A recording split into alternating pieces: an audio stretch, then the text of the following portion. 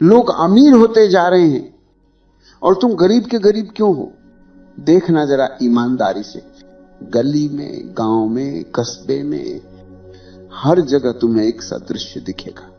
सुबह सबसे पहले जो आदमी खेत में, मजदूरी में, दुकान पर, रिक्शे पर, दफ्तर के बाहर हाजिरी लगाने खड़ा होता है, वही शाम को सबसे थका हुआ लौटता है और उसके घर में सबसे कम रोटी, सबसे ज्यादा चिंता होती है।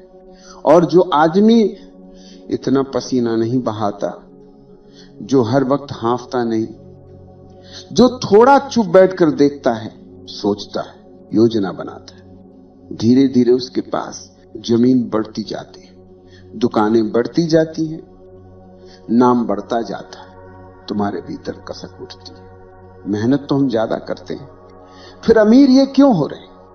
बचपन से तुम्हें एक ही श्लोक रटाया गया, मेहनत करो फल मिलेगा, जैसे ये कोई वेद मंत्र हो जिस पर सवाल करना भी पाप हो। मैं तुमसे पूछता हूं, अगर केवल मेहनत से ही सब होता तो इस धरती पर सबसे अमीर किसान होते, मजदूर होते, खनन में उतरने वाले होते, पत्थर तोड़ने वाले होते।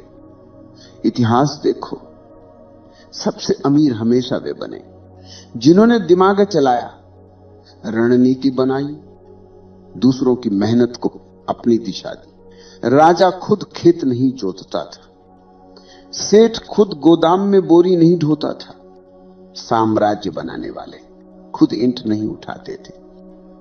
ईंट उठाने वाला थक गया, ईंट लगाने वाला अमर हो गया। तो सवाल मेहनत का नहीं है, सवाल यह है कि तुम्हारी मेहनत के पीछे बुद्धि है या नहीं, दृष्टि है या नहीं, रणनीति है या नहीं। तुम्हारी हालत उस बैल जैसी है जो तेल की घानी में सालों घूमता है, दूरी बहुत तय करता, मंजिल कहीं नहीं पहुंचता, दिन भर घूमकर वहीं लौट आता जहां से चला था। तुम भी वही कर रहे हो, कल भी यही था, आज भी यही है, कल भी यही रहेगा। केवल उम्र बदलेगी, झुर्रियां बढ़ेंगी, घुटने चिटकेंगे, पर तुम्हारा स्थान वही रहेगा। तुम्हें इतना भी ध्यान नहीं आता कि मेहनत को देवता बना बनाकर समाज ने तुम्हारे हाथ से दिमाग छीन लिया। तुम्हें कहा सोचना मत, बस खटना, ऊपर वाले पर छोड़ दे, भाग्य पर छोड़ दे। और ऊपर से सब उदाहरण यही दिए गए। देख वो किसान कितना मेहनती है, देख वो मजदूर कितना ईमानदार है। किसी ने ये नहीं दिखाया कि उसी मेहनती किसान की जमीन किसी चालाक सेठ ने कागज के 2 पन्नों पर कैसे खरीद ली। तुम्हें झूठा गर्व दे दिया गया, हम मेहनती लोग हैं। तुमने सोचना ही छोड़ दिया कि हम बेचने वाले हैं या खरीदे जाने वाले हैं, हम निर्णय लेने वाले हैं या दूसरों के निर्णय पर केवल हस्ताक्षर करने वाले। मैं तुमसे कह रहा हूं, गरीब तुम्हारी जेब बाद में हुई है, पहले तुम्हारा सिर गरीब हुआ है। पहले तुम्हारी नजर सिकुड़ी, फिर तुम्हारा घर सिकुड़ गया। पहला खंड केवल इतनी चोट करना चाहता है, जब तक तुम मेहनत को ही धर्म मानकर दिमाग को संदेह की नजर से देखते रहोगे, तुम्हारे हाथ तो छिलेंगे पर मुट्ठी खाली रहेगी। अब जरा जड़ों में चलते। ये अंधी मेहनत, ये डर, ये भीड़, ये तीनों मिलकर तुम्हें उसी जगह क्यों गाड़ देते हैं जहां तुम्हारे बाप दादा भी फंसे रहे। तुम्हें लगता है तुम मेहनती हो। मैं कहता हूं ज्यादातर लोग मेहनती नहीं, डरे हुए होते। सुबह वे उठते नहीं, धकेले जाते। भूख का डर धक्का देता है, कर्ज का डर धक्का देता है। लोग क्या कहेंगे, ये डर धक्का देता है।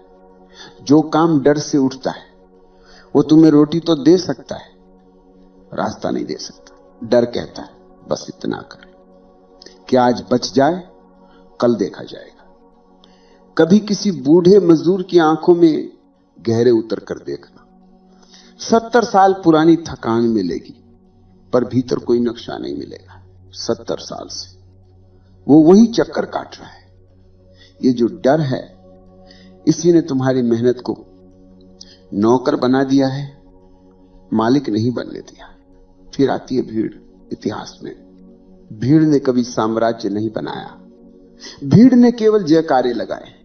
निर्णय हमेशा कुछ जागे हुए दिमागों ने लिए, हजारों हाथों ने बाद में उन्हें निभाया। तुम्हें बचपन से बताया गया, लोग जहां जा रहे हैं वही सही रास्ता है। भीड़ गलत नहीं हो सकती। भीड़ का स्वभाव याद रखना। भीड़ को सत्य नहीं चाहिए, भीड़ को सुविधा चाहिए। भीड़ को ऊंचाई नहीं चाहिए, भीड़ को आदत चाहिए। तुमने भीड़ को गुरु बना लिया। किसी जमाने में सब खेती में लगे थे, तुम भी लग गए। फिर सब शहर भाग गए, तुम भी भाग गए। कभी नए व्यापार की हवा चली, तुम उसमें भी झोंक दिए गए। तुमने कभी रुके बिना आत्मा से नहीं पूछा, मेरे भीतर क्या बीज है, मेरा कौशल क्या है, मेरी भूमि किस काम के लिए बनी। भीड़ के पीछे चलने वाला हमेशा सबसे पीछे रहता है, क्योंकि भीड़ जिस जगह पहुंची वहां पहुंचते पहुंचते समय बदल चुका होता है। तुम बाजार की उस दुकान पर पहुंचते हो जहां सेल खत्म हो चुकी है, बोर्ड अभी भी लटका है, झंडे अभी भी लगे हैं, पर माल किसी और ने उठा लिया। तुम दरवाजे पर खड़े रह जाते हो और कहते हो मेरे नसीब ही खराब है। फिर तीसरी डोरी आदत, तुम्हारी आदत है कि जो कल किया था आज भी वही करोगे। कल जिस रास्ते गए थे आज भी उसी पर जाओगे। कल जिस व्यक्ति से डर कर पीछे हटे थे आज भी उससे डरोगे। तुम्हारे भीतर एक अदृश्य घड़ी चलती है, किस समय उठना है, किस समय शिकायत करनी है, किस समय रोना है, किस समय दूसरों को दोष देना है। तुम्हारी जुबान के वाक्य भी तय हैं, समय खराब है, ऊपर वाला नहीं चाहता, सरकार खराब है, कोई हमारा नहीं। यह सब आदत की भाषा है, जागरूकता की नहीं। इतिहास में देखो, जिसने आदत तोड़ी वही नाम बन गया। कबीर करघे पर बैठा था, सिर्फ धागा नहीं बुन रहा था, शब्द भी बुन रहा था। नानक व्यापारी था, सिर्फ सौदा नहीं कर रहा था, एक दिन सारी गिनती लंगर में बहा दी। ये गिनती नहीं, यह तो बांध है। तुम्हारे हाथ में करघा है, तुम्हारे पास दुकान है, तुम्हारे पास नौकरी है, पर उसके भीतर कोई नई दृष्टि नहीं उतरती। तुम वही करते हो जो हजारों ने किया, फिर उम्मीद रखते हो कि परिणाम अलग आए। दूसरा खंड तुम्हें केवल इतना दिखाना चाहता है, तुम्हारी गरीबी की जड़ कमी मेहनत में नहीं, कमी जागरूकता में। तुम्हारी मेहनत डर से चल रही है, तुम्हारी दिशा भीड़ से तय हो रही है। तुम्हारा हर दिन आदत के हवाले है। जब तक ये तीनों मिलकर तुम्हें चलाते रहेंगे तब तक तुम किसी और के खेल के मोहरे रहोगे। तीसरे खंड में हम अंदर उतरेंगे जहां तुम्हारा धन वाला लोभ भी बैठा है और धन का डर भी, जहां तुम अमीर होना भी चाहते हो और अमीरों से नफरत भी करते हो। यही तुम्हारा सारा खेल फंसा हुआ है। अब जरा भीतर उतर कर देखो, धन चाहिए या नहीं? सच सच कहना, प्रवचन सुनने की भाषा मत बोलना। चाहिए दिल से, पूरी चाह से, क्योंकि बिना धन के दवा भी दान बन जाती है, रोटी भी एहसान बन जाती है, रिश्ते भी बोझ बन जाते हैं। तुम चाहते हो कि तुम्हारे बच्चों को अच्छा विद्यालय मिले, बीमारी में अच्छे वैद्य डॉक्टर तक पहुंच हो, बुढ़ापे में हाथ फैलाकर किसी के दरवाजे पर खड़े न होना पड़े। तुम चाहते हो कि जहां जाओ थोड़ी इज्जत से देखा जाए, कोई तुम्हें दया की निगाह से न देखे। लेकिन इसी के साथ तुम्हारे भीतर एक दूसरा ही पाठ भी चल रहा है, जो बचपन से तुम्हारे कान में भरा गया। बहुत पैसा आएगा, तो इंसान बिगड़ जाता है। अमीर लोग निर्दयी होते हैं, धन आए तो धर्म चला जाता है। ईमानदार तो वही जो फटेहाल रहे। घर में किसी अमीर आदमी का जिक्र आया, किसी ने कहा बहुत पैसा है उसके पास, तुरंत दूसरा वाक्य जुड़ जाता है, जरूर कहीं ना कहीं गड़बड़ की होगी, सीधा आदमी इतना नहीं कमा सकता। तुम्हारे गांव शहर में यदि कोई अचानक उभर जाए तो लोग दो ही बातें करते हैं, या तो चापलूसी करेंगे या पीठ पीछे कहेंगे काला धन है, बेईमान है, कुछ तो खेल किया होगा। यह सब सुन सुनकर तुम्हारे भीतर एक अजीब सा द्वंद्व बन गया। तुम धन भी चाहते हो और धन वालों से चलते भी हो। तुम संपन्नता की इच्छा भी रखते हो और संपन्न को भीतर से घृणा की नजर से भी देखते हो। सोचो, जिस चीज को तुम अपने भीतर ही पाप, छल, पतन से जोड़ चुके हो, उसे तुम्हारा मन पूरी निष्ठा से कैसे स्वीकार करेगा। जब भी कोई अवसर आता है, थोड़ा बड़ा कदम, थोड़ी ज्यादा जिम्मेदारी, थोड़ी अलग राह, थोड़ा जोखिम, तुरंत भीतर से आवाज उठती है, ये लोभ है, ये दुनियादारी है, ये तो गिरावट है, मैं तो सीधा साधा आदमी हूं। और तुम पीछे हट जाते हो। फिर जब वही अवसर किसी और के हाथ जाता है और वो आगे निकल जाता है, तुम रात को लेट कर कहते हो नसीब ही खराब है, किस्मत साथ नहीं देती। असली बात यह है, तुम्हारे नसीब ने नहीं, तुम्हारी मान्यताओं ने तुम्हारे हाथ बांध रखे हैं। तुम्हारे मंदिरों में भी भिखारी चेतना दिखाई देती है। लोग वहां भी सौदा कर रहे हैं, इतना चढ़ाऊंगा उतना दे देना।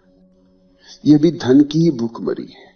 जेब से मंदिर तक हर जगह एक ही रट, दे दे दे। तुम धन के बिना भी धन के गुलाम हो। तुम्हारा दिन धन की शिकायत में कटता है, तुम्हारी रात धन के सपने में कटती है, तुम्हारी बातचीत धन वालों की निंदा में कटती है। ये कैसी विचित्र बात है। तुम जिस चीज को दिन भर गाली देते हो, उसी के लिए रात को प्रार्थना भी करते हो। ये दो विपरीत धाराएं तुम्हें बीच से फाड़ देती, इसलिए तुम्हारे निर्णय कभी पूरे नहीं होते। काम करते हो तो आधे दिल से जोखिम लेते हो, तो आधे भरोसे से कोई अवसर आए तो आधे मन से पकड़ते हो और आधे मन से छोड़ देते हो। जो अमीर होते जाते हैं उनके भीतर ये दोहरी भाषा नहीं होती। वे धन को न देवता बनाते हैं न राक्षस। वे जानते हैं धन बस बल है, जैसे आग है जिससे रोटी भी पक सकती है और घर भी जल सकता है। तुमने आग को सीधे नरक का द्वार मान लिया और ठंड में कांपते हुए गुनगुनाते रहे। कंबल भी नहीं, अवश्य ही ईश्वर की इच्छा है। तृतीय खंड तुम्हें यह दिखा रहा है कि तुम्हारी गरीबी का अधहद हिस्सा बाहर की व्यवस्था का परिणाम हो, पर आधा हिस्सा तुम्हारे भीतर बैठे इन्हीं टूटे फूटे वाक्यों का है। जब तक तुम्हें धन से प्रेम भी है और धिक्कार भी, तब तक तुम्हारे सभी प्रयास दो घोड़ों पर सवार रहेंगे। एक आगे दौड़ेगा, दूसरा पीछे घसीटेगा और तुम बीच में हीन भाव के साथ धराशायी होते रहोगे। अब जरा और भीतर चलो, जहां पता चलता है कि गरीबी सच में कहां बैठी है, जेब में या सोच में। मैं तुम्हें दो तस्वीरें दिखाना चाहता हूं। पहली तस्वीर, एक साधारण आदमी, कपड़े ठीक ठाक, घर छोटा, कमाई सीमित, पर उसके चेहरे पर एक अजीब सी ठहराव है। बात में साफ साफपन है, आंखों में झुकाव नहीं, सिर सीधा। वो बोलता है तो अपनी जुबान का मालिक लगते हैं, किसी की दया पर नहीं। दूसरी तस्वीर, बहुत नाम वाला, बहुत काम वाला, गाड़ी, बंगला, सब कुछ, लेकिन उसकी आंखें हर समय गिनती कर रहे हैं, किसने कितना लिया, मैंने कितना दिया, किसकी क्या नियत है, किससे कितना बचना है। हंसता भी है तो भीतर कांपता है, सौदा भी करता है। तो मन में असुरक्षा बैठी है। अब बोलो, गरीब कौन है? जिसके पास कम है पर भीतर भरोसा है, या जिसके पास बहुत है पर भीतर कांपता बच्चा है, जो हर समय डरता है कहीं सब छिन न जाए। असली गरीबी वो जगह है जहां से तुम अपने निर्णय उठाते हो।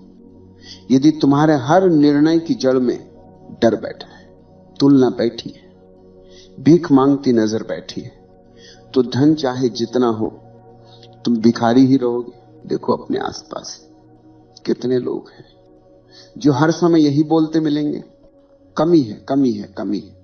वो मंदिर जाएंगे तो भी कहेंगे और दे, और दे। घर लौटेंगे तो भी और चाहिए, और चाहिए। उनके मुंह से कभी यह वाक्य नहीं निकलेगा, जो है उसे कैसे रचूं, जो मिला है उसे किस सुंदरता में बदलूं। यह भिखारी चेतना है। इसके लिए कीमत नहीं देखनी, आदत देखनी है। गौतम बुद्ध महल छोड़कर गए क्योंकि बाहर का वैभव भीतर की खाली कटोरी नहीं भर पाया। जनक राज सिंहासन पर बैठे रहे, फिर भी भीतर से मुक्त हुए क्योंकि उन्होंने भीतर की भूख को पहचाना, बाहर की सजावट को नहीं। एक ने बाहरी धन छोड़ दिया, दूसरे ने भीतर की गरीबी छोड़ दी। मुद्दा धन नहीं, मुद्दा यह है कि तुम्हारी चेतना कहां बैठी है। तुम्हारे घर में भले ही 2 ही बर्तन हो, पर यदि तुम्हारी नजर हर समय दूसरों की थाली में है तो तुम गरीब हो। तुम्हारे पास बहुत सामान हो, पर यदि तुम्हें एक क्षण भी यह भरोसा नहीं कि जो हूं ठीक हूं, जो है पर्याप्त है, इससे भी सृजन कर सकता हूं, तो तुम भी गरीब हो। गरीब सोच वाला आदमी हर हाल में कमी ढूंढ लेता है। उसे सूरज भी तपिश लगता है, हवा भी बीमारी लगती है, मौका भी धोखा लगता है। समृद्ध सोच वाला आदमी हर हाल में कोई ना कोई दरवाजा ढूंढ लेता है। उसे कठिनाई भी पाठ लगती है, हार भी अनुभव लगती है, अभाव भी दिमाग को पैना करने का मौका लगता है। तुम्हारी असली गरीबी वो जगह है जहां तुम अपने आप से ये कह कर जीते हो, मेरे बस का नहीं, मेरी औकात नहीं, दुनिया ही ऐसी है, कुछ नहीं हो सकता। जब तक ये वाक्य भीतर चलते हैं, तब तक तुम जितना भी कमा लो, जितना भी जमा लो, तुम्हारी चाल में भिखारी की झिझक रहेगी।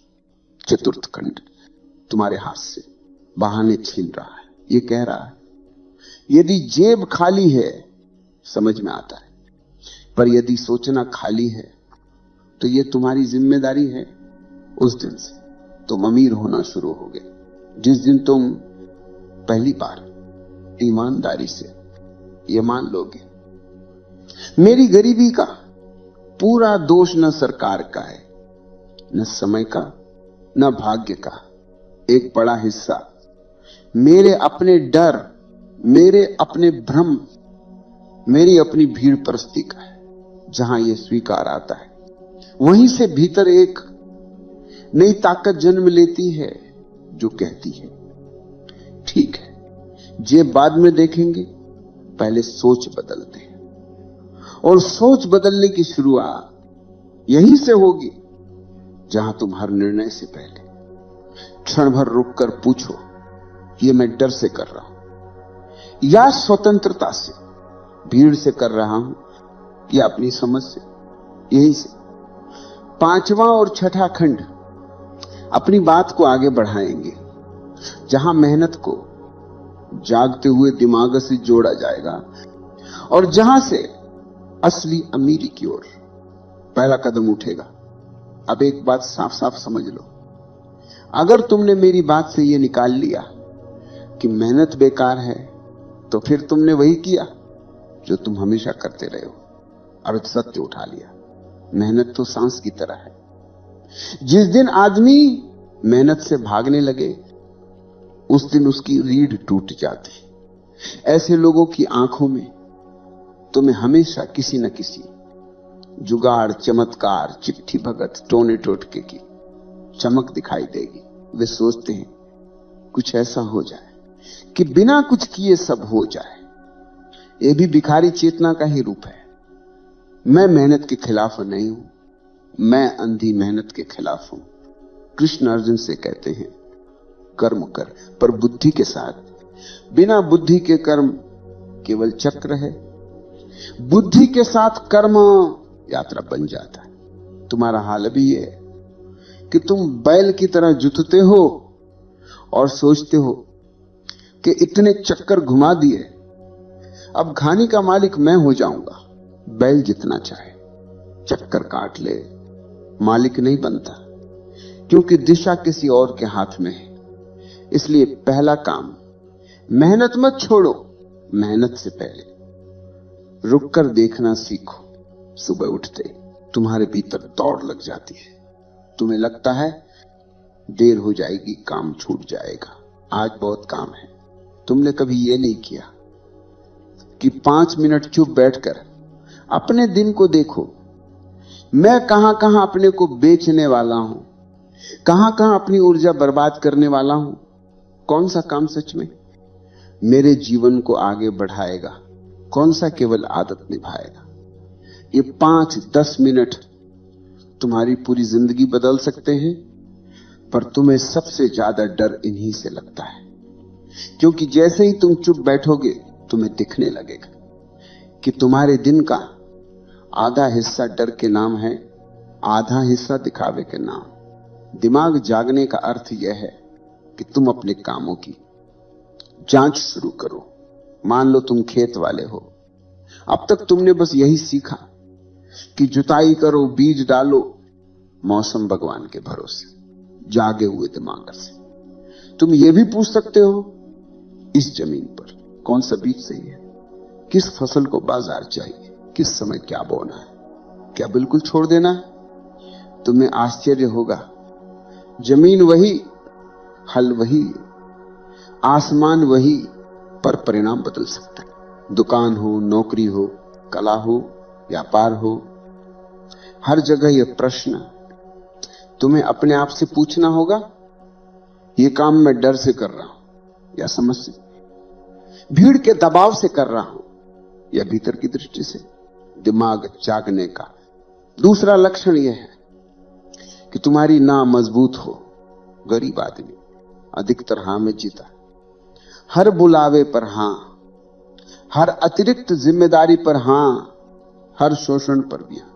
उसे डर लगता है कि अगर उसने ना कह दी तो लोग उसे छोड़ देंगे, समाज उसे निकाल देगा, रोटी छिन जाएगी।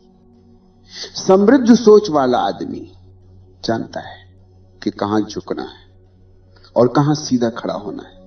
वो हर लालच पर नहीं कूदता, हर लाभ पर नहीं दौड़ता। उसे मालूम है कि कुछ चीजें छोड़नी भी पड़ती है ताकि बड़ा कुछ पकड़ सके।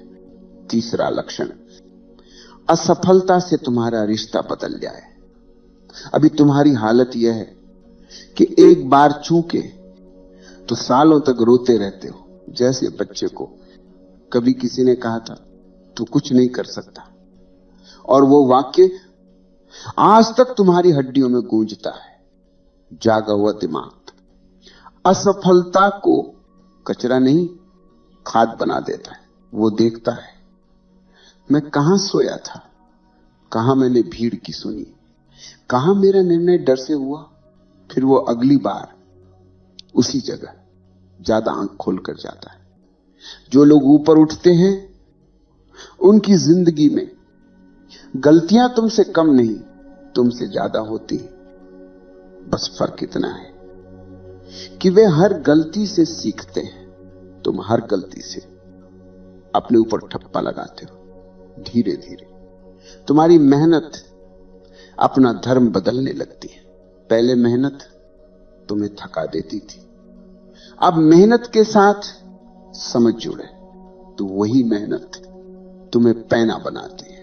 पहले तुम केवल दूसरों का बोझ उठाते थे, अब तुम ये देखने लगते हो कि मैं किस काम से कुछ नया पैदा कर सकता हूं। नई व्यवस्था, नया तरीका, नया रास्ता, नया विचार, यहीं से धन तुम्हारे लिए केवल जितना ज्यादा उतना अच्छा नहीं रह जाता, वो प्रश्न बन जाता है। क्यों, कैसे, किस लिए? और जब धन प्रश्न बनता है, साधन बनता है, तब तुम अंदर से एक अजीब हल्कापन अनुभव करते हो। तुम धन को पकड़ते हो पर धन तुम्हें नहीं पकड़ पाता। यहीं से सच्ची अमीरी की ओर पहला कदम उठता है। अब जरा कल्पना करो, सब कुछ वैसा ही जैसा अभी है। तुम्हारा घर वही, तुम्हारा काम वही, तुम्हारे लोग वही, पर तुम्हारे भीतर एक बात बदल गई है। तुम हर निर्णय से पहले क्षण भर रुकते हो और अपने आप से पूछते हो, यह मैं डर से कर रहा हूं या स्वतंत्रता से? यही जगह तुम्हारी अमीरी की जड़ है। जिस दिन तुम्हारा निर्णय डर से नहीं, दृष्टि से उठेगा, उसी दिन से तुम गरीब होना छोड़ दोगे।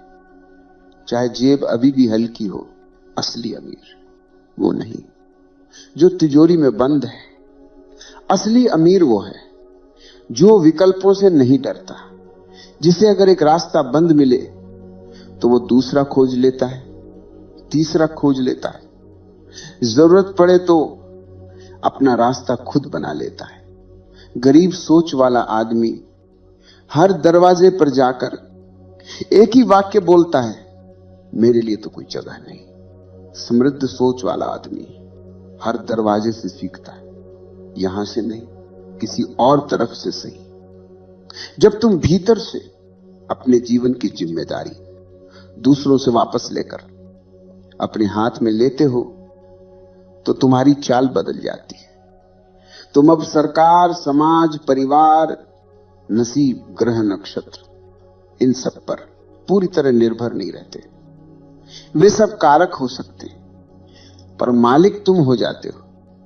एक दिन ऐसा भी आया कि तुम्हारे पास थोड़ा बहुत धन जमा होने लगा। पहले जैसा तुम होते तो या तो सारा दिखावे में उड़ा देते, या सब डर के मारे जमा करके उसी के पहरेदार बने रहते।